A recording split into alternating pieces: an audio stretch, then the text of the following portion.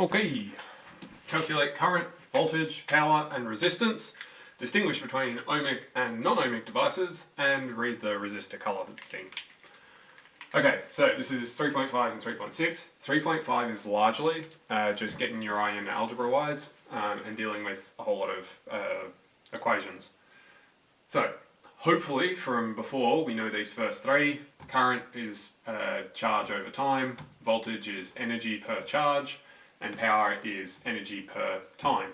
All of it in SI units, amps, volts, watts, coulombs per second. That should be not per T, coulombs per second, joules per coulomb, joules per second. Cool. All right. Well, let's multiply these two together. So we get I is just QT, V is EQ. Okay, well, those Q's will cancel, so we end up with just E over T. Well, E over T, that's power. So it turns out that current times voltage equals power, electrical. Cool, alright, well, that's great. So we've got P equals IV, power is in watts, remember. IV, you can think of as amp volts, but pretty much no one will use that because it's not convenient. We always use watts.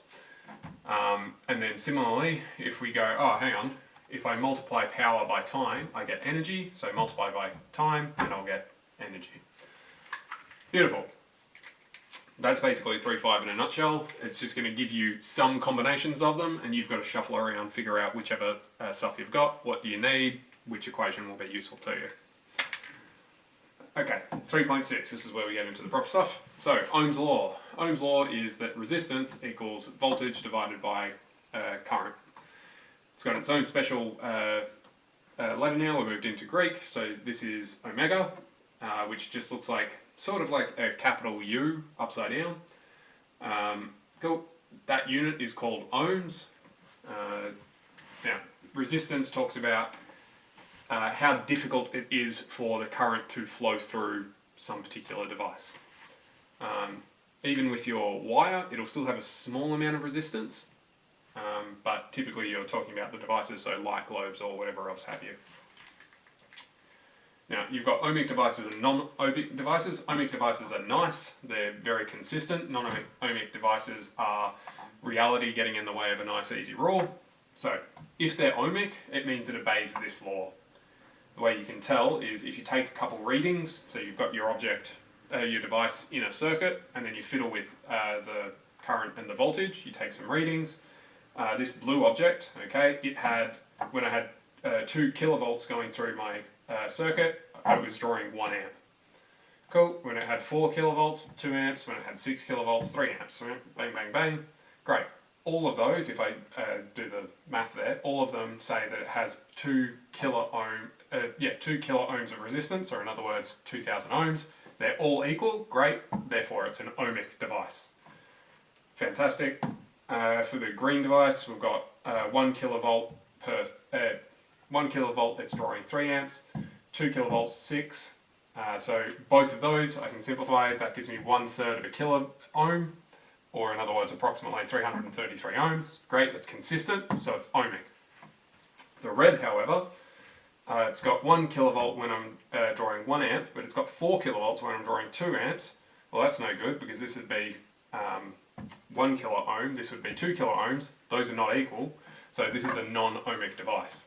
Now you can tell at a glance if it's already sketched for you. Ohmic devices, nice straight lines. Non-ohmic will curve in some way, they won't be nice and consistent. Unfortunately, most of the real world is made up of non-ohmic devices. However, a lot of them will be ohmic under certain conditions, and a lot of what we'll deal with in this course will be ohmic very conveniently. If they're non-ohmic, they will give you a graph so that you can actually read off. So if it says, oh, okay, we've got the red object and we've currently got 2 amps running through the circuit, then that tells you that it's got 4 volts running through it. And then you can figure out that from that currently we've got 2 kilo ohms of resistance. Beautiful. So that's that. If and only if it's ohmic, well, not and only if, but if it's ohmic, then you can use this other extra set. So P equals IV from before, great. Since we're figured out that V equals IR, or resistance equals, so that's just a rearrangement of that, so probably should have done. So if I multiply by I get IR equals V equals IR. Great. Alright, I'll slot this V into that V, so now I'll have PI IV, or I squared in other words, so power equals current squared times resistance.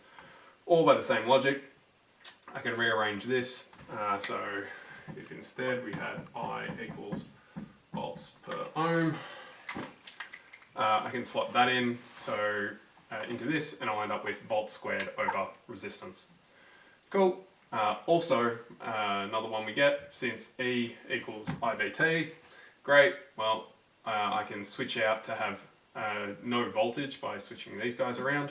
So I can have I squared RT, or I can switch out the current to only have voltage. Did I say that the same way before? Either way, you can get that. So all of these are valid if it is ohmic. If it's not ohmic, you can still use these guys, and then you'll probably get a table or something else, or you'll be given extra information to deal with it. So these are only if it's ohmic. Great. Last little thing is just being able to read the actual physical resistors. Just so we know, they're typically like a tan sort of colour, but I don't have a tan texture, so I can't draw that.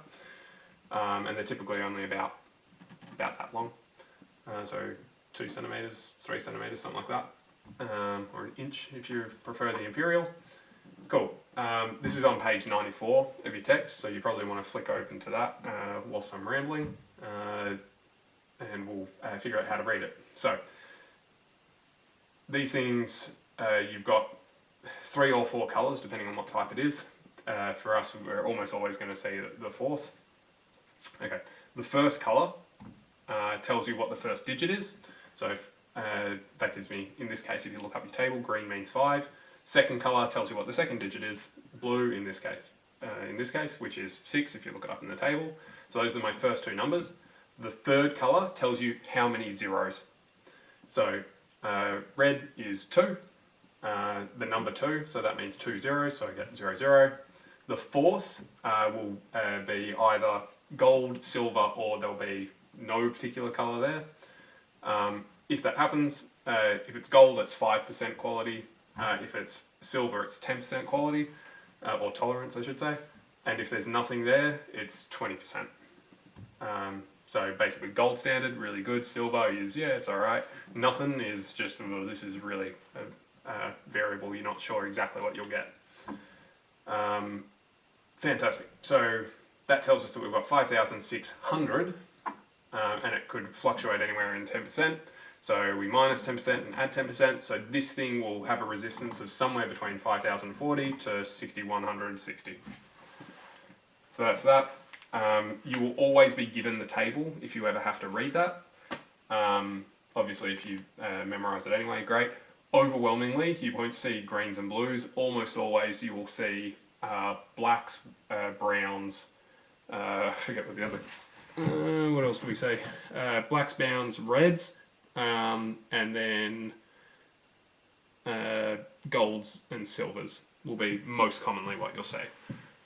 You will sometimes see other ones if you fiddle around and look around all the jars conveniently. We've also got all the jars with the label on the front. And make sure you actually put them back in the correct jar when you do use them, because it's infuriating when you figure out the problem with your circuit is because somebody else has put the wrong resistor back in the jar and you were expecting one resistance and instead you got another, and now your circuit's blown and you've destroyed a whole lot of stuff.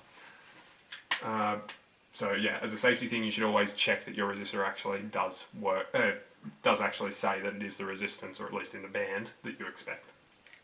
Cool, so that's 3536. That's it. If you get stuck at all, do email me. Otherwise, cheerio.